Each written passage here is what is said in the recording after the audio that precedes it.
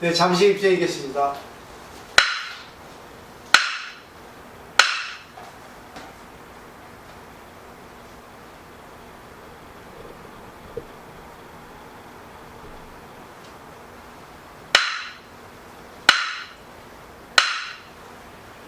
네, 반갑습니다. 반갑습니다.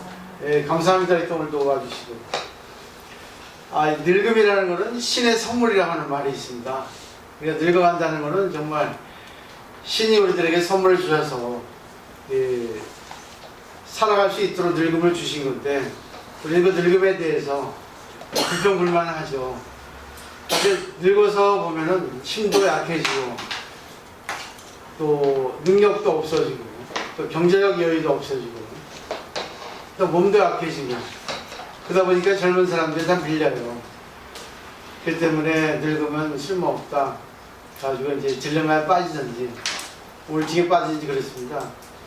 근데 사실은 그때가 수행을 할 수 있는 찬스라고 합니다. 지금까지 자기도 모르게 살아왔는데, 그것을 나이를 먹고 힘이 약해졌을 때 뒤를 돌아볼 수 있다는 것이요. 지금까지 살아왔다는 것이 내 덕분에 살아온 것 같은데, 결국 남의 덕분에 내가 이렇게 살아올 수 있겠구나. 지금 한번 잘 점검을 해보고 감사를 가지고 내가 할 수 있는 것에 대해서 내가 좀 정리를 해보자 하는 것이 바로 수행이라 합니다. 근데 안 그러죠. 나이를 들면 들수록 더 초조해지고, 또 승질이 급해지고, 여유도 없어지고, 그러다 보니까 목이 흉해지고, 또 젊은 사람들한테 지기 싫으니까 애쓰고 그런다 합니다. 물론 저도 마찬가지예요.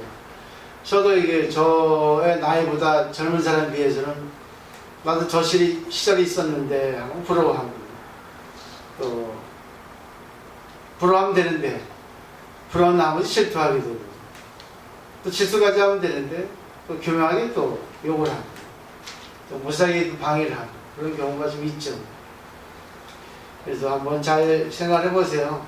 우리가 재밌기 위해서는, 좀 존재하기 위해서는 남의 덕분이라는 것, 그리고 내가 지금 여기에 있는 것은 모든 부처님이, 신들이 나에게 감사의 마음을 주게 하신 거라는 거예요. 근데 사실 나이가 들면은 젊은 사람들보다 좋은 게 많아요. 경험이 많고, 경험이 많기 때문에 여유가 있고, 또 생각의 깊이가 있고, 그거를 생각해야 되는데, 오직 젊은 사람들하고의 어떤 젊은 것에 대한 비교만 하기 때문에 문제가 되는 거죠. 이제 시중 첫 번째 들어갑니다. 근데 이 첫 번째가 사료관이에요.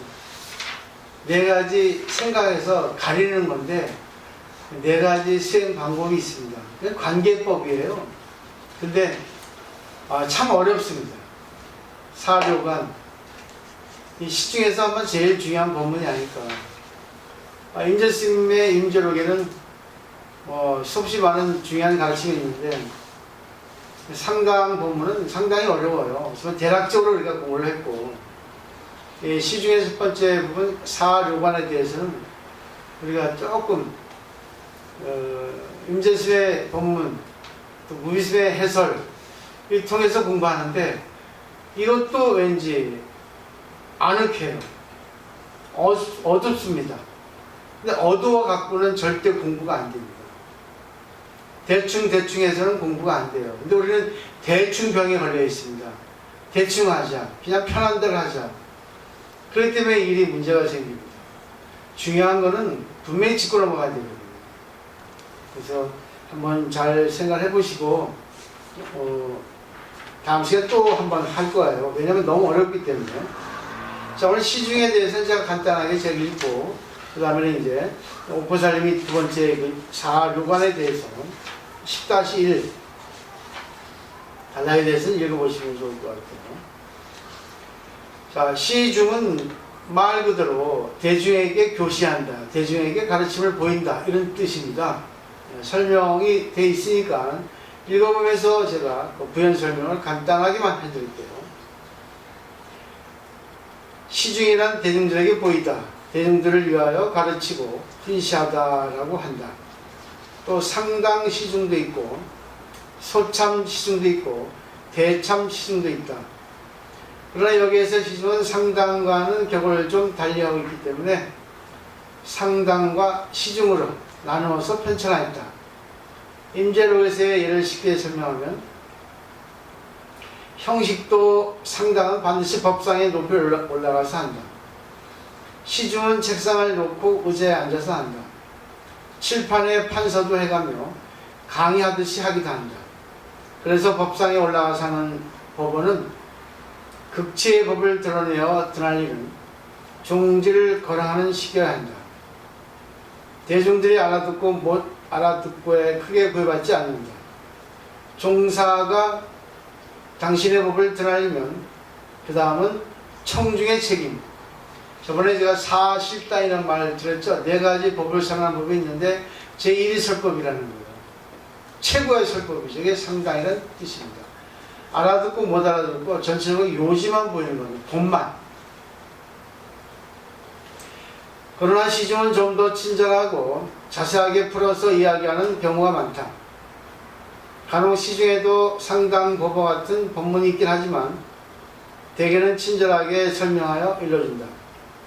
청중이 이해를 못하면 설법자는 안타까워한다.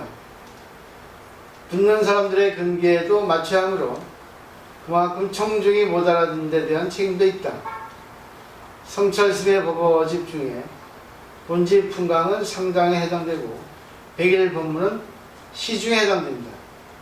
세존이 영산회상에서 꽃을 들어보인 것은 상당 법문이고 경전을 설하신 것은 시중 법문이라고 생각하면 이해가 할 것이다. 그러니까 상당 법문은 아주 우주의 진리 그 자체 핵심에 대해서 말씀하신 격을 갖춰서 이렇게 하는 거고, 시중이야 시중도 뭐 대참, 소참, 만참, 조참 있는데 그것은 이제 강의식으로, 그리고 우리가 공양하면서 하는 그런 그 관계도 사실은 시중이라도 해야 됩니다.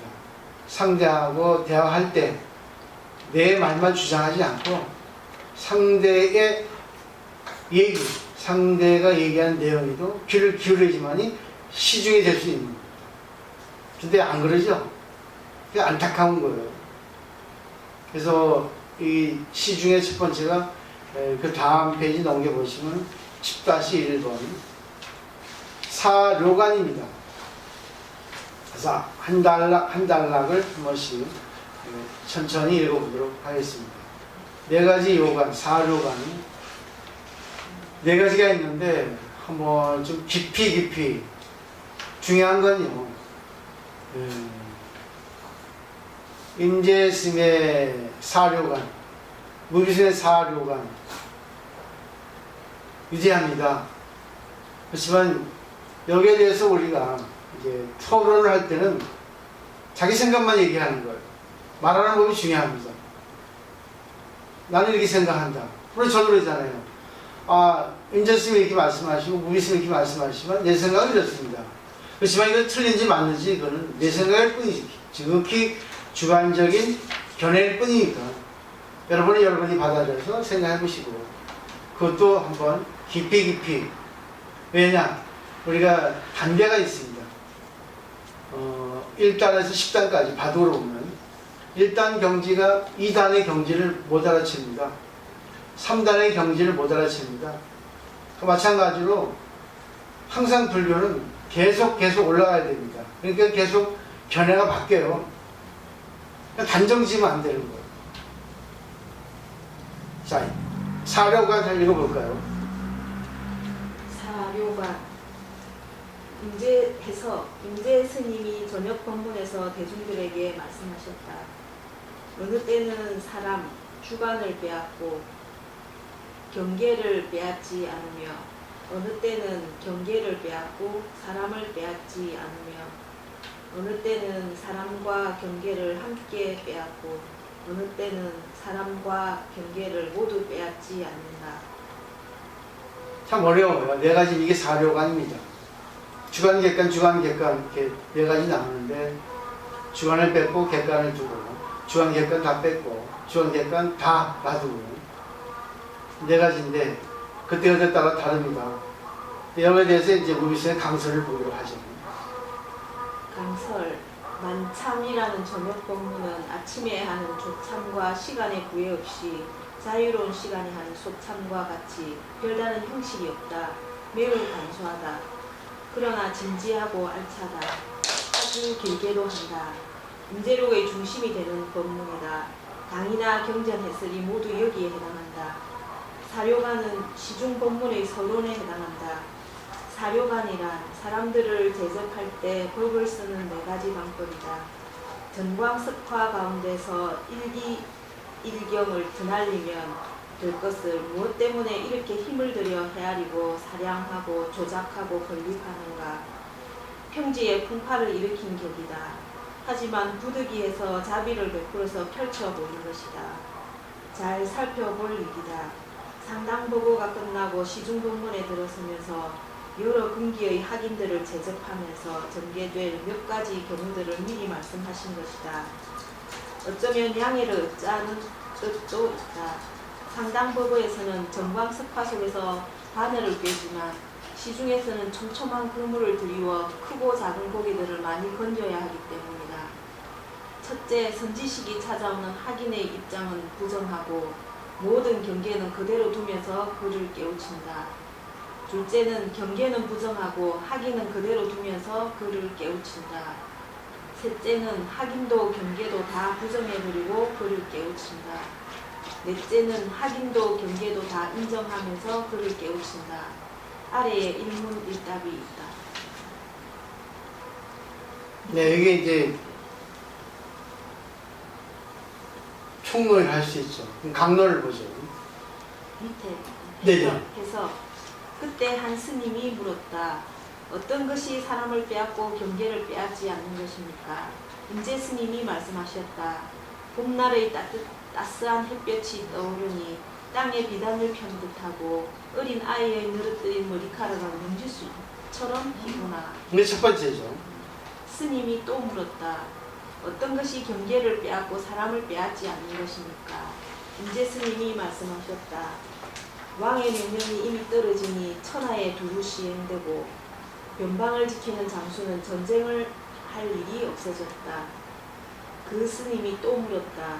어떤 것이 사람과 경계를 함께 빼앗는 것입니까? 인제 스님이 말씀하셨다. 병주와 분주는 소식을 끊고 각기 한 지방을 차지하였다. 스님이 또 물었다. 어떤 것이 사람과 경계를 모두 빼앗지 않는 것입니까? 인제 스님이 말씀하셨다. 왕은 보배궁전에 오르고 시골 노인은 태평가를 부른다. 강설. 첫째, 주관을 부정하고 객관을 살리면, 다시 말해서 나를 완전히 비우고 상대를 인정해주면 세상은 더없이 아름답다. 아주 좋은 세상이다. 살만한 세상이다. 사람과의 관계도 막 태어난 천진난만한 어린 아이를 보는 듯하다. 거기에 무슨 시시비비가 있겠는가. 둘째, 남을 부정하고 나를 내세우면 1인 독재다. 나라에는 임금 한 사람이 있고 절에는 주지 한 사람이 있다. 요즘은 그렇지 않지만 요순시대에는 그것이 가장 이상적이다. 그래서 왕의 명령 하나로 전쟁까지도 멈춘 상태다. 셋째, 너를 부정하고 나를 부정했을 때 너는 너고 나는 나다. 대통령은 대통령이고 국민은 국민이다. 각자 따로따로 유아독존이다. 그래서 변두리 지방에서는 중앙과 절교하고 딴 살림을 사는 꼴이다. 조정의 명령도 따르지 않는다. 어떤 특별한 사람을 다스리는 데는 꼭 나쁜 법은 아니다. 그러나 특수한 경우다. 넷째, 너도 인정하고 나도 인정하므로 각자가 각자의 위치에서 최선을 다하는 것이다. 그래서 왕은 궁중에서 정치를 잘하고 백성은 백성대로 태평가를 부른다. 4가지가 나름대로 다 일리가 있다. 어느 것 하나도 버릴 것이 없다. 경우에 따라서는 이것도 필요하고 저것도 필요하다. 그러므로 선지식이 사람을 제도할 때 근기와 상황에 따라 상황에 맞춰서 법을 쓰는 표준이 된다. 명한 종사에게 지나치게 일구 법문이나 방, 할 같은 것만을 기대할 것이 아니다. 만약 한결같이 최상승 법문만을 거량하면 법당 앞에 풀이 한 길이나 자랄 것이다. 아마도 고용을 해서 풀을 뽑아야 하리라. 그러나 요즘은 너무 지나치게 세속적인 대중들의 요구를 따르고 있다. 비불교적 요소가 너무 많다. 불교는 어디로 갔는지 모를 일이다. 너무 지나치다. 잘 살펴보고 반성해야 할 일이다. 여기서 역시 무비스님께서 지금 우리나라 불교 신앙 방식에 대해서 부정하고 있잖아요.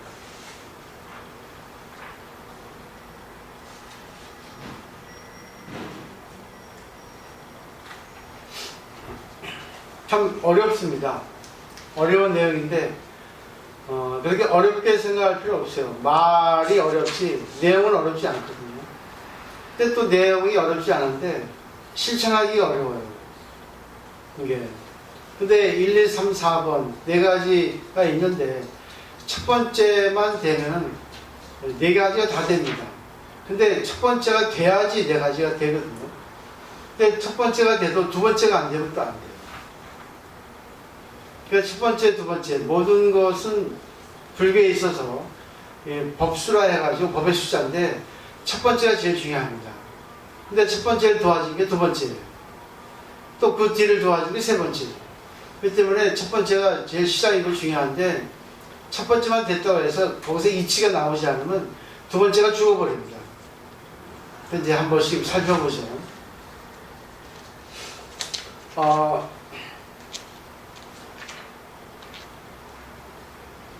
여기서 이제 한문으로 보면 탈인불탈경이죠. 첫 번째는.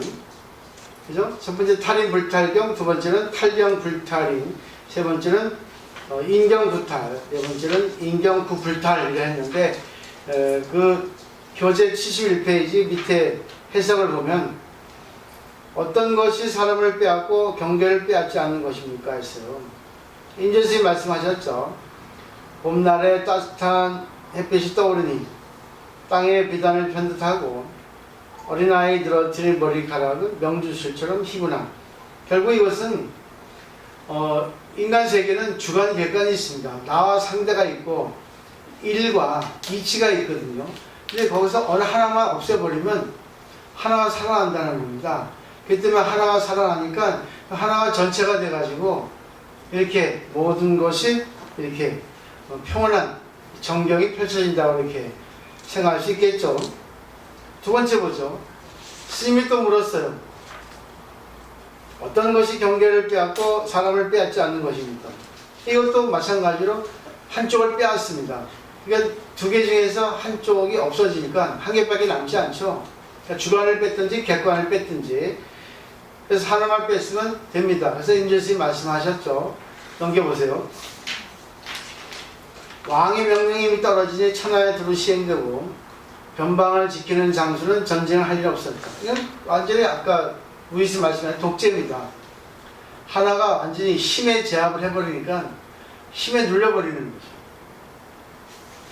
그러니까 힘에 눌리니까 다 꼼짝 못하니까 따를 수밖에 없으니까 우리가 사회주의 국가가 더 행복할 수가 있다는 거죠.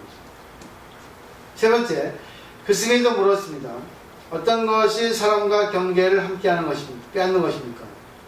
그 양쪽 다 부정해버리는 거죠. 임재스님 말씀하셨습니다. 병주, 분주. 병주, 분주는 뭐 부산, 서울 이런 위치에 있는 거예요.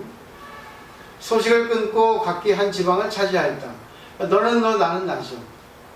너는 너대로 살고 난 나대로 살고. 근데 융합되는 겁니다. 그러니까 서로가 서로를 부정하고 그러다 보니까 서로를 부정한 가운데 융통이 되는 거죠. 근데 서로를 갖다가 긍정해버리고 자기 주장해버리면 융통이 아니라 이제 격단이 되는 거죠. 네 번째, 스님도 물었습니다. 어떤 것이 사람과 경계를 모두 빼앗지 않는 것입니까? 그러니까 다 긍정하는 거죠. 임재스님 말씀하셨어요. 왕은 법의 웅전에 오르고 시골 노인은 태평가를 부른다. 그러니까 결국 각기 자기 있는 부분에서 자기 있는 자리에서 자기 일을 하는데 그게 다 서로 소통이 된다는 얘기입니다. 다 조화를 이룬다는 뜻이죠. 그래서 무비스님의 이제 강선을 보면 첫째, 주관 자기 자신을 부정하고 객관을 살리면 다시 말해서 날 완전히 비우고 상대를 모두 인정해주면 세상은 더없이 아름답다. 아주 좋은 세상이다. 살만한 세상이다. 사람과의 관계도 막 태어난 천진난만한 어린아이를 보는 듯하다. 거기에 무슨 시시비비가 있겠는가. 그러니까 주관을 부정한다, 객관을 살린다는 것은 상대가 어떤 일을 하든 간에 긍정한다는 얘기죠. 그래 되겠죠? 현상세계를 그대로 인정하는 거죠. 잘 정리해 보세요. 두 번째, 남을 부정하고 나를 내세우면 1인 독재. 상대를 부정해버리고 나를 긍정하는 거죠. 나라에는 임금 한 사람이 있고 절에는 주지 한 사람이 있어요. 요즘은 그렇지 않지만 요순 시대에는 그것이 가장 이상적이었죠. 그래서 왕의 명령 하나로 전쟁까지도 멈춘 상태. 이것은 상대에 대해 부정하고 내 주장을 관철시키는 거죠. 힘의 논리죠.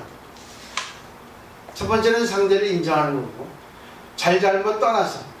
두 번째는 내 중심으로 내 주장을 내세워서 관철시키는 겁니다. 세 번째, 네 번째는 말고. 근데 1번을 볼까요? 셋째, 상대를 부정하고 나를 부정했을 때, 서로를 부정할 때 너는 너고 나는 나죠. 대통령은 대통령이고 국민은 국민. 각자 따로 유아독존. 그래서 변두리 집안에서는 중앙과 절교하고 딴 살림을 차는 꼴이다. 조정의 명령도 따르지 않는다. 어떤 특별한 사람을 다스리는 데는 꼭 나쁜 법은 아니다.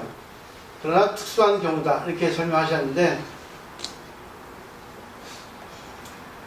이거는 좀 저는 부정해요. 왜냐하면 이거는 공의 도리라고 보거든요. 근데 결국 상대도 부정하고 나도 부정하는데, 상대도 부정하고 나도 부정하는데, 근데 이상하게 조화는 이루어지는 거예요. 공은 모든 것을 제로로 보는 겁니다. 제로로 보기 때문에 그냥 무의자연이에요.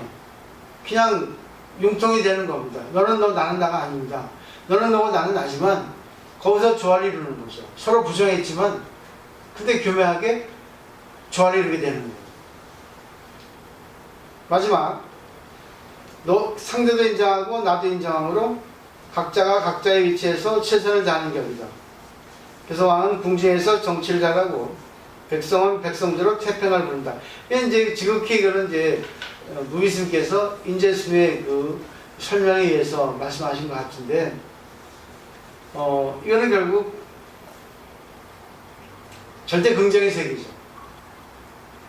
그렇기 때문에 서로가 좋은 관계를 이룬다 하는데, 저는 3번, 4번은 내용이 같다고 보거든요.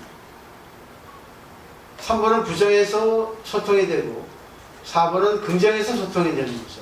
그러니까 3번은 반야경의 사상이고 4번은 법화경의 사상이라고 보면 아마 조금 억지로 매치가 될 것 같아요. 근데 무비스의 설명은 일단 주관 객관으로 나눠서, 나와 너를 나눠서 상대가 잘못을 해도 그대로 그냥 받아들인다는 거죠. 내가 없으니까, 아공이 되니까 상대가 어떤 걸 해도 그냥 이해해주고, 괜찮아요. 됐죠? 시작이죠. 근데 두 번째는 괜찮아가 아닙니다. 틀렸어. 그러면 안 돼. 하고 주관이 강하게 힘의 논리를 펴니다. 그러니까 객관에서는 꼬랑지 내리는 거죠. 그런데 틀렸네 해가지고 따를 수밖에 없어요. 직원이 사장의 말에 절대적으로 따르듯이. 그래서 난 두 번째 생각합니다. 세 번째, 네 번째는 나중에 하고. 예를 하나 들게요. 시어머니하고 며느리가 살고 있었는데, 어느 날 며느리가 집에 있다가 모처럼 이제 동창생 모임이 있어서 이제 점심 약속이 있어서 나가게 됐습니다. 근데 며느리는 참 시어머니에게 아주 효녀예요. 그래서 시어머니에게 폐를 끼치지 않으려고, 어머니 제가 일찍 와서 저녁 공양은 내가 만들어 놓을게요. 저녁 공양 내가 짓게요. 저녁은 내가 마련하겠습니다. 나갔어요. 근데 이제 며느리가 점심 먹고 뭐 동창생이니까 놀다 보니까 좀 늦게 왔죠. 그래도 뭐 저녁 시간 전에 와서 딱 보니까 이제 그때 시어머니가 며느리 생각해서 밥을 칙칙폭폭 지어놓고 있는 거예요. 압력밥솥에. 그러면 그 시어머니가 그 밥을 지어놓은 거는 현상으로 보면은 좋은 일이죠. 기본적으로 보면 시어머니는 며느리를 위해서 혹시 늦게 되니까 좀 늦어지니까 아 내가 오늘은 며느리 위해서 밥을 해놓으면 되겠다 하고 해놓은 거죠. 그러면 첫 번째 1번이 해당이 되죠. 근데 며느리가 처음에는 아 어머니 고맙습니다 했는데 그 순간 딱 번뇌가 나오는 거예요. 아니 내가 아까 일찍 들어와서 한다 했는데 나를 무시하는 거야 이럴 수 있습니다. 번뇌가 나오니까 또 그 순간에 이제 시어머니가 싫어지는 거죠. 근데 그걸 끝나면 되는데 아 저번에도 내가 청소기를 돌렸는데 또 돌렸단 말이지. 그리고 설거지 했는데 또 설거지 하더란 말이지. 그럼 결국 나를 갖다 부정하는 거 아니야. 이렇게 제2념, 제3념을 잊게 됩니다. 자, 여기서 이제 이 사료간에 적용을 시켜서 나하고 상대하고 관계해가지고 상대가 잘못을 했는지 안 했는지 그는 몰라요. 그럼 첫 번째는 결국 시어머니가 밥을 했던 것에 대해서 그냥 좋게 보면 되는 거죠. 그죠? 1번이 되는 거죠. 근데 2번은 뭡니까? 2번은 내 자신을 중심으로 하는 거니까 시어머니에게 말을 해야 되겠죠. 아, 어머니 아까 내가 한다 했는데 왜 오늘 하셨어요? 얘기하면 되는데 말하기 어렵거든요. 그리고 또 이게 잘해야 되는데 또 하다 보면 또 시어머니는 저것이 내가 지를 위해서 해줬는데 또 이게 될 수 있거든요. 뭐 이거는 좀 억지로 예를 든 거예요. 또 하나 예를 들게요. 자식이 거짓말합니다. 자식이 잘못했어요. 5시까지 공부를 했는데 4시밖에 안 하고 1시간 놀았습니다. 근데 1번에 해당이 되면 객관세계, 그러니까 탈인 불탈경이니까 자식의 그 일에 대해서는 봐주는 겁니다. 그죠? 나를 없애는 거니까. 근데 두 번째가 어려워요. 탈경 불탈인이죠. 그러면 결국 여기서 내 이치를 드러내니까 너 왜 이렇게 거짓말 했니? 되지 않겠습니까? 그죠? 이치를 내니까. 나를 갖다 살리는 거니까. 대부분이 상대에게 상대의 잘못을 이치로 얘기하면 거기서 기죽습니다. 아, 기분 나빠요. 자기가 잘못해도 상대에게 말을 들으면 기분 나쁜 게 인간의 약점이에요. 근데 정신세계에 뛰어난 사람은 아, 어머니 죄송해요. 어머니한테 미안해서 할 텐데 정신세계 약하기 때문에 아, 거짓말 안 했어요 하죠. 그죠? 거짓말 하잖아요. 또 말 돌리잖아요. 말 돌리는 사람이 정신세계 없는 사람이에요. 정신이 성숙된 사람입니다. 정신세계가 성숙된 사람은 말 안 돌려요. 2번이 제일 힘들어요. 저는 그렇게 봐요.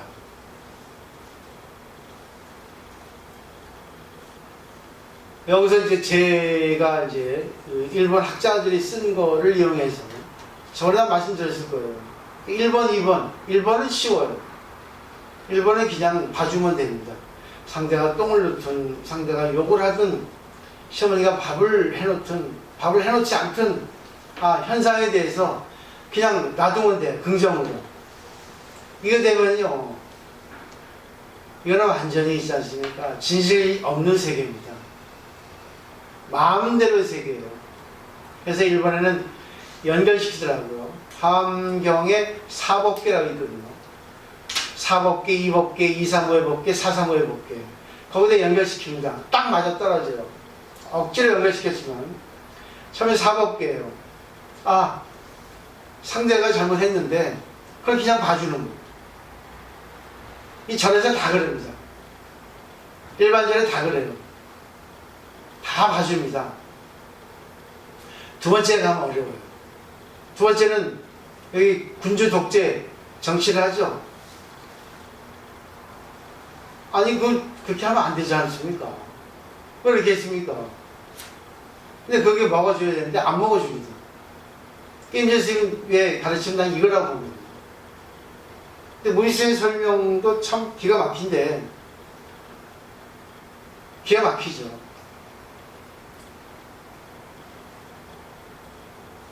근데 약간 설명이 좀 부족하죠.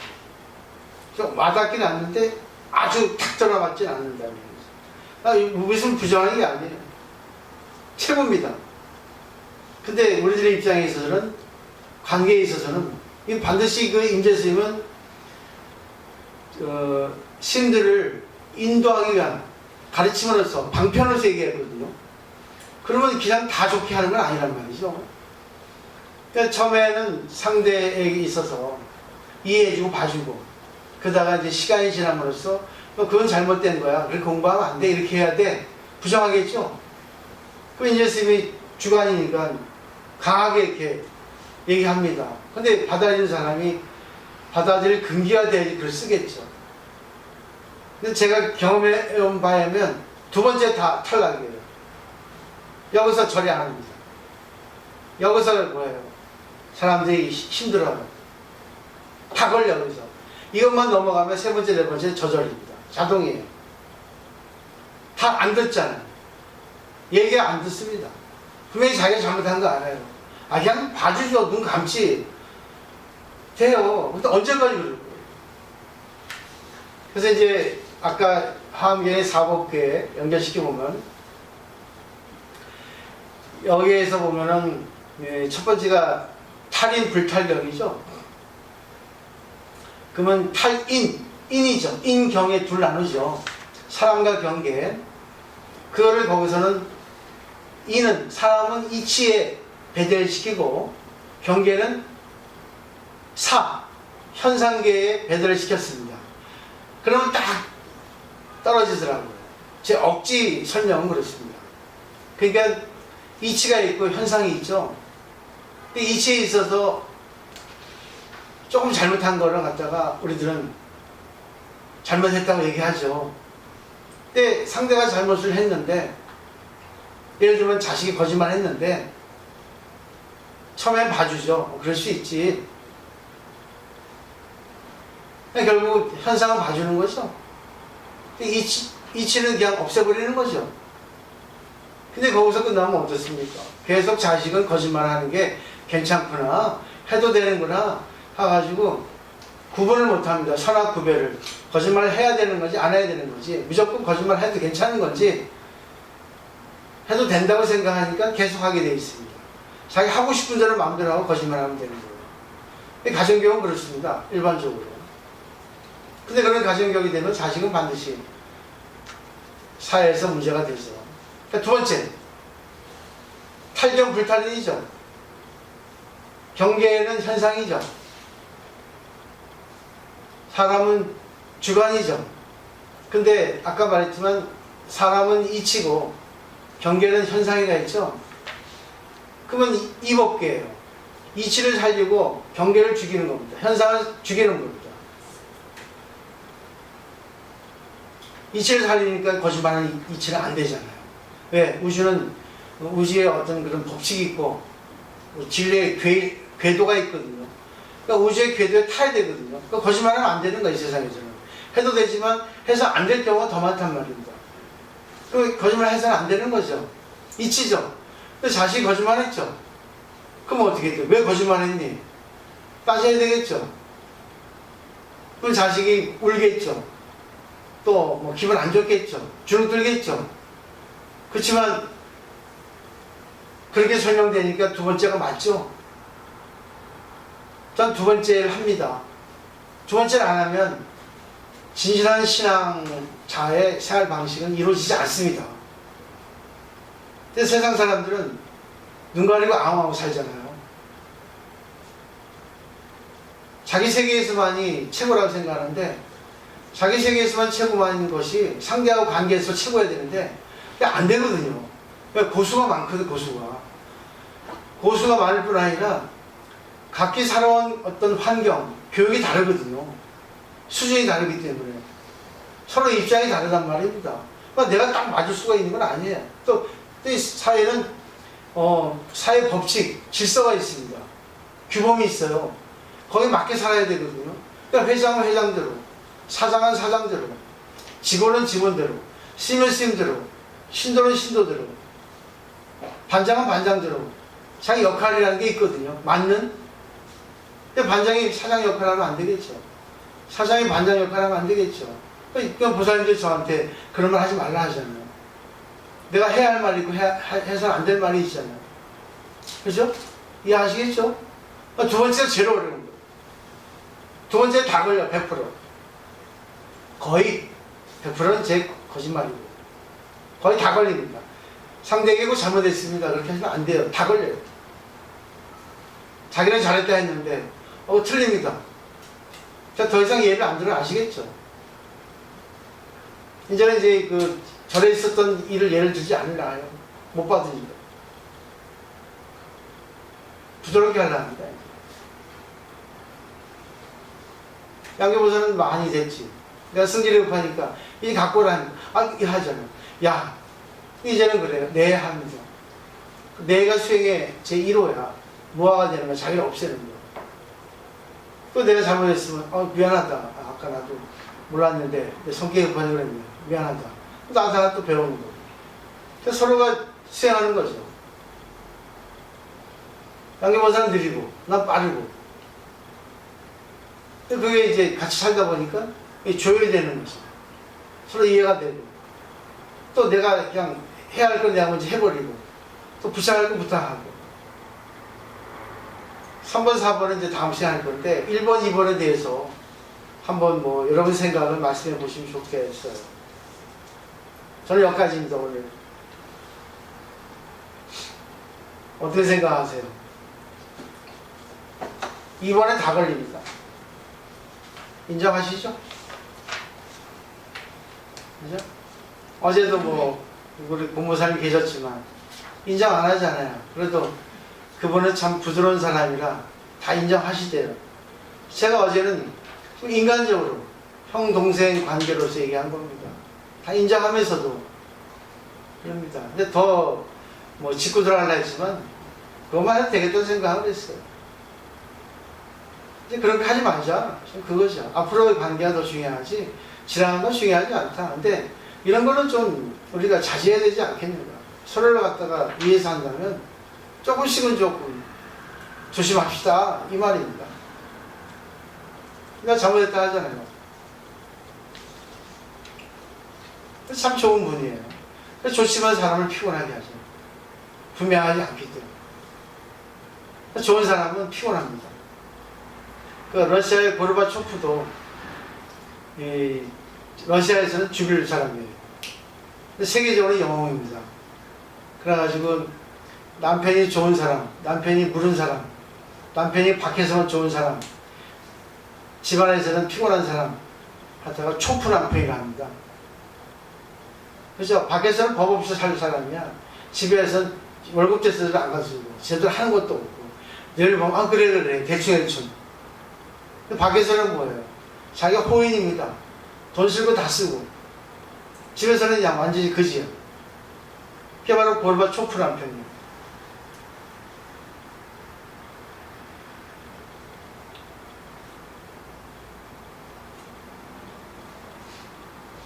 이제 말씀해 보세요. 이제 지명하지 않아도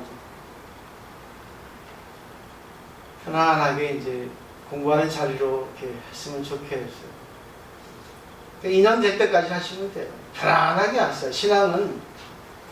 신앙이라는 거는 제일 중요한 게 뭐냐면요. 교육입니다. 이치를 공부하거든요. 근데 신앙하고 일반 교육하고 다른 점은 일반 철학이나 심리학이나 그런 인문학 같은 거는 이치를 얘기해요. 근데 그거는 이치일 뿐이고 이해할 뿐이지 그것을 자기가 신앙의 세계에서 자기 것으로 믿어야 됩니다. 그게 신앙이에요. 아, 나한테 이런 게 있다.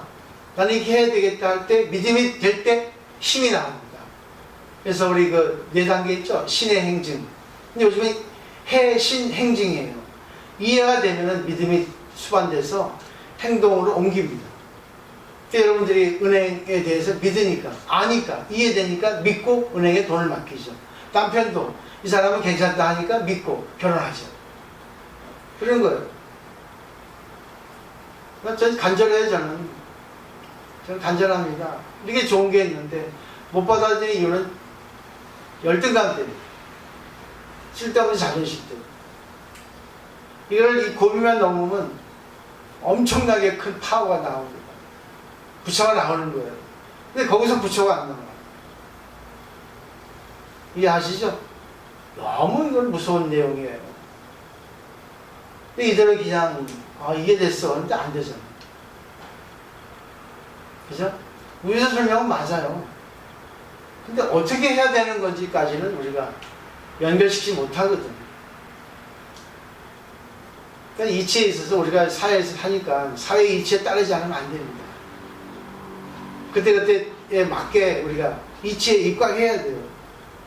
어떨 때는 봐주고 이해해주고, 어떨 때는 냉철하게 이론을 내세우고, 이게 안 되면 안 됩니다.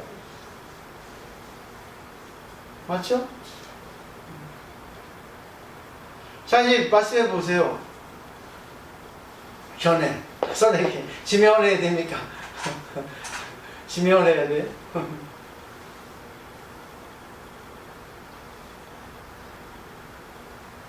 아니면 공양하실 때 하세요. 지금 오늘 좀 피곤하네. 어제 늦게 해서.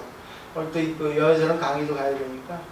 하여튼 다음 시간에 한번 정리해 보세요. 조금 계속 좀 보세요. 고민도 많이 하시고. 네. 그렇게 하시면 천천히 가도록 하겠습니다. 제가 나쁜 놈이에요. 빨리 전해드리려고 했어요. 사실은. 근데 놨습니다. 이제. 하루아침 공부 안 돼요. 있지는 않은데 피아노 치는 법을 알았다 해서 피아노 우리가 무슨 잘 칩니까? 수백 번, 수천 번, 수천이라 갖다 지내야 잘 치죠. 마찬가지예요. 자기 몸에 익지 않으면 실천이 안 되면, 믿어서 실천이 안 되면 절대 자기가 안 됩니다. 그러니까 말하고 마음하고 따로 놀잖아요. 항상. 자, 한번 말씀을 하겠습니다.